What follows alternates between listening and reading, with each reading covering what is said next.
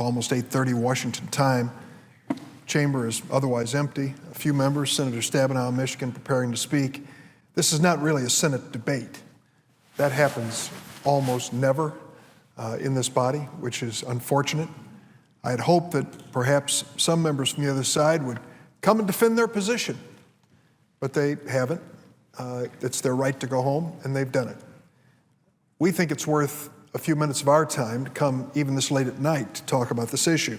I would say the Citizens United case from the Supreme Court was as negative on the political process of America as the Dred Scott decision by the same Supreme Court was on the social fabric of America. What they have unleashed with Citizens United is a force we have never, ever seen before in American politics. It is the force of anonymous, secret donors, people, oligarchs, millionaires, and billionaires who are determined to impose their political will on the body politic and will spend whatever it takes to achieve it. We are seeing it all across the country. There's not a single contested Senate race that these super PACs haven't arrived and spent $5, $10, $12, $15 million already in negative advertising across this country, most of it unaccounted for. Now, the Disclose Act, which brings us together this evening, is very basic in that people who give more than $10,000 must disclose their identity. It applies to labor unions, corporations, everyone. It's across the board. The reason that this is more important than most is it really gets to the heart of our political process. It isn't just a matter of who spends what and how much in a campaign. I look at it from a little different perspective. I'm concerned about who will run for office. I used to put myself in the category, think it still applies, of mere mortals who decided to get involved in politics. I don't come from wealth. I'm not a wealthy person. I have never relied on my personal wealth to get me elected. If I did, it wouldn't last very long. And I wonder if people like me will ever get engaged in politics after Citizens United. They have to stop and think.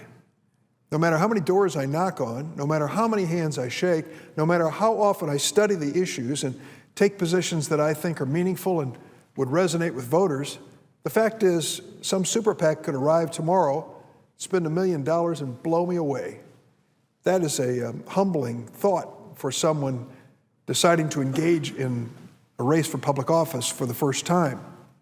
Now, I think that this really gets to the heart of what's wrong with politics in America, the cost and nature of our political campaigns.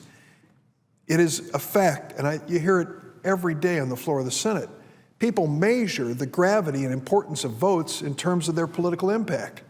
How many times have I heard someone cast a vote here and afterwards say, well, that'll be a good 30-second spot? You think about that because you know that's what our life experience translates into. Messages that can be delivered through the media to the voters. And now this outside force comes along and spends enormous amounts of money, dramatically increasing the amount that's been spent. As was said earlier, 2006, outside groups spent $70 million to influence federal midterm elections. 2006, $70 million. 4 years later, super PACs, outside groups, spent $294 million, 4 times as much. Trust me, it's on its way up. Well, what will the average family think about this? I said to my colleagues at a lunch a few weeks back, I think that the average voter looks at this enormous wash of money coming into American politics much the way they view gangland killings. Well, as long as they want to kill one another off, and I don't have to hear the gunfire, and my family's not in danger, then let them have at it. Spend whatever you want, politicians versus politicians. But the fact is, this is going to be gunfire they're going to hear, because the net result of these super PACs and the money they spend will be decisions on critical issues. Trust me, the people who are pouring the money into the super PACs have an agenda. It's an agenda about the role of government, what the tax code will look like, whether certain corporations and special interests will be treated in a better way by the candidates who are benefited by super PACs. So though the average family may think it's just politicians squabbling and wasting their own money, it's much worse. It unfortunately brings us to the point where we have to worry not only about who will run for office, but once elected, who will stay in office. And what about those in office? I've thought about it myself. I'm sure my colleagues have. You cast a vote on the floor, and you think to yourself, I just opened the door for a super PAC to come in the next time I'm up for an election to nail me because I took them on. But if we've reached the point where members of the United States Senate are quaking and quivering over the prospect of super PAC money being spent against them, we're going to lose something very fundamental and important in the American body politic. I also want to say something about those who are defending the secrecy of the super PACs. In my hometown newspaper and in the newspapers of Chicago, after they print an article, they usually give local people a chance to anonymously comment. And occasionally I read the banter back and forth.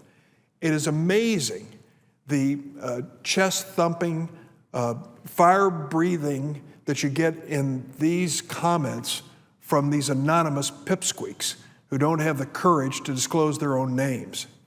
And I would say that it should be a standard in American politics. If you feel strongly enough to put your money on the line in a super PAC, then you ought to have the courage, and the law should require that your identity be disclosed as well. I see Senator Stabenow's here, and I know that she's got a busy life of her own, and I'm going to yield the floor to her. But I will say one last thing. I was invited to go on The Daily Show, which a lot of people follow closely, and I enjoy every time I watch. And Jon Stewart asked a question of me: if you could pass one law that would change politics for the better in America, what would it be? And I said, well, it may be a little egotistical of me, but it would be a bill I have for public financing of campaigns. I really honestly believe that if we moved to a stage where we had public financing, shorter campaigns, positive messages, real debates, it would enhance not only our reputation with the voters of America, it would enhance the institutions that we're running for. Currently, we don't have that. We don't have public financing. Maybe we never will. But while we have the current system of money being spent, let's at least demand, as the Disclose Act does, that there be transparency and accountability for the good of our democracy and for the benefit of the voters.